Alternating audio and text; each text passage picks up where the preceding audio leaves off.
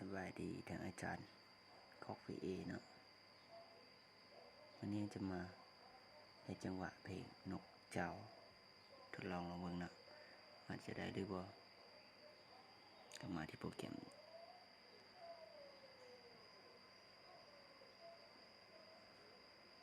สไตล์เวิร์กเนาะ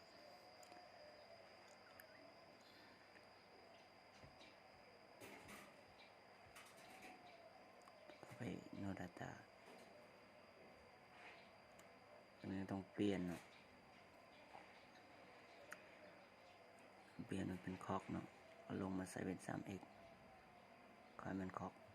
ยามาฮ่าก็ลงเป็นยามาฮ่า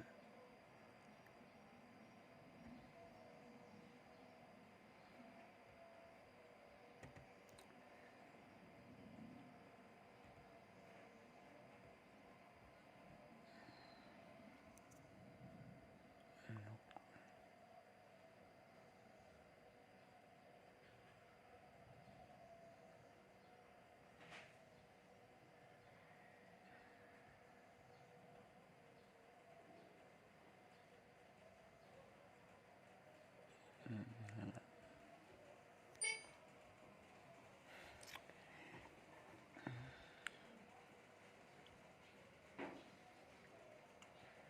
ฟังอินโทรลง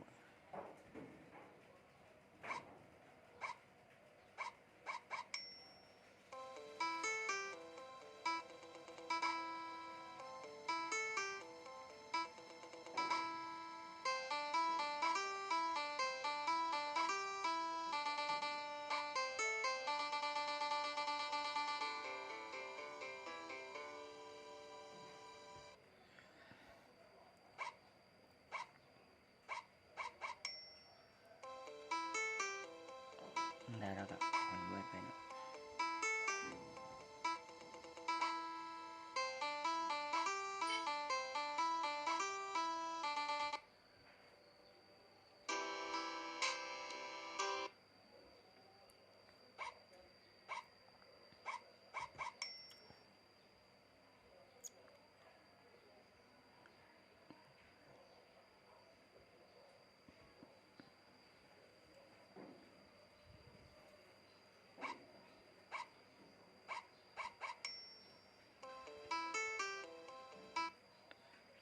ได้เนาะ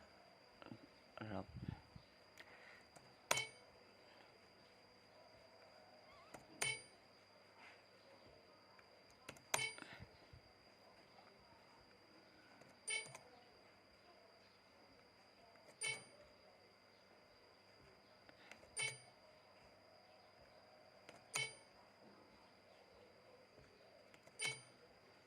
เอามึงไปแล้วมันคือกันหรือบ่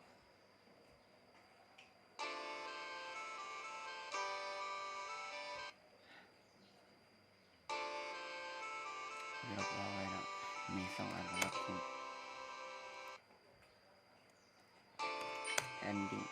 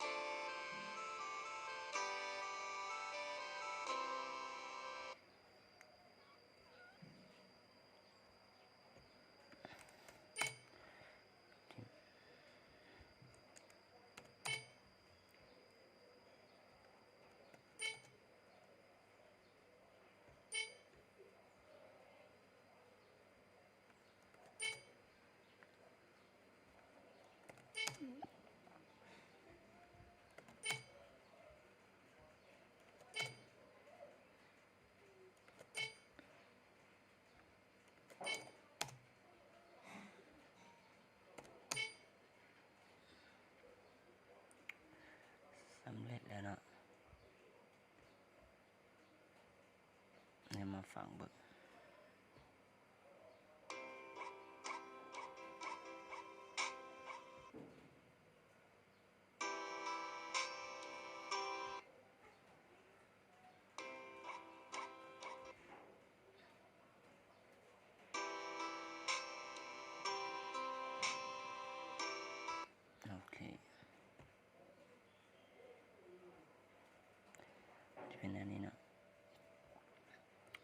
กดเซฟกดเข้ามา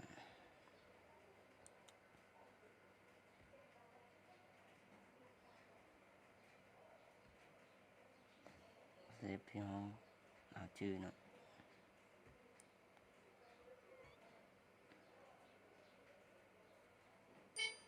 โอเคมันจะเอามาน้องนี่